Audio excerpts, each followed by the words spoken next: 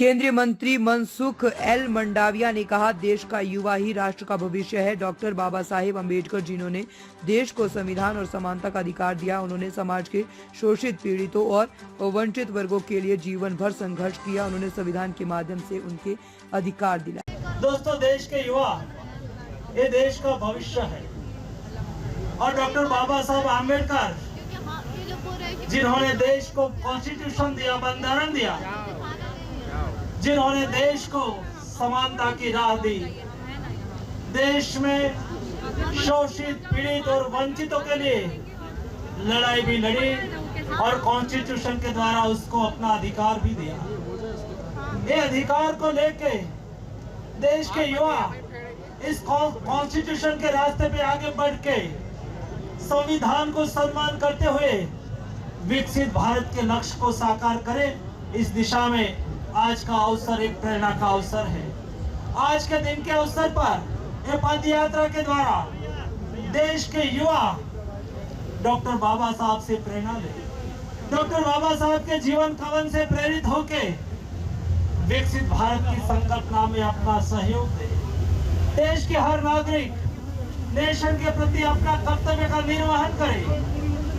जब 25 साल देश का अमृत काल का समय है, जब देश आजादी का शताब्दी वर्ष मनाता हो, तब देश के प्रधानमंत्री जी ने देश को विकसित भारत बनाने की संकल्पना रखी है।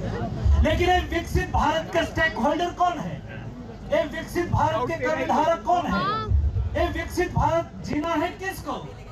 मोदी जी ने कहा कि विकसित भारत देश के युवाओं को जीना है।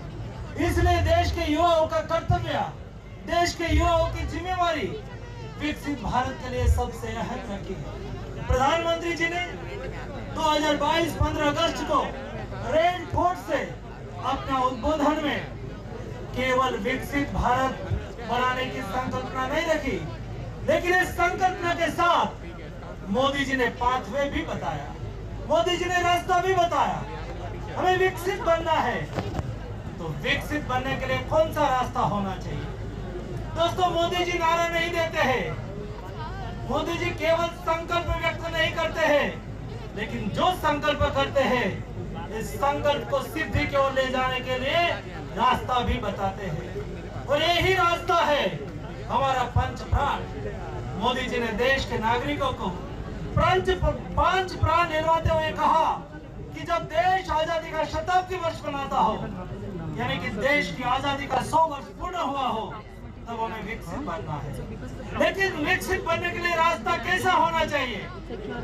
दोस्तों, भूतकाल गवाह है। 1985 में देश में सम्मानीय राजीव गांधी देश के प्रधानमंत्री हुआ करते थे।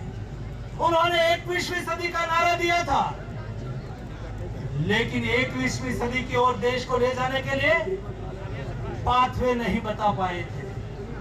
और हुआ था ऐसा, जब पटना से कभी किसी को दिल्ली जाना है, दिल्ली जाने के लिए रेलवे में जाना है, तो पहले टिकट लेनी होती है।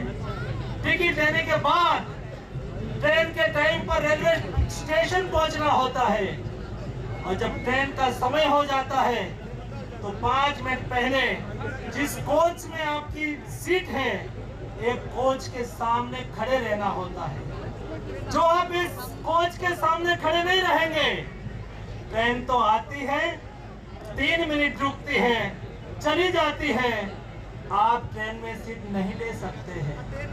शायद हुआ ऐसा ही भूतकाल में।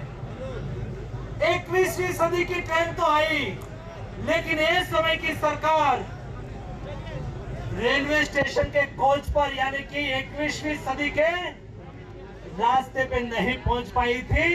और 21वीं सदी तो आ गई, लेकिन 21वीं सदी में हम विकसित भारत नहीं बना पाए थे। लेकिन मोदी जी ने संकल्प लिया कि हमें विकसित भारत बनाना है, देश के युवाओं को विकसित भारत का पार्टनर बनाना है, देश के युवाओं को लीडरशिप देनी है। 1 लाख युवाओं को नई लीडरशिप देने के लिए तैयार करना है।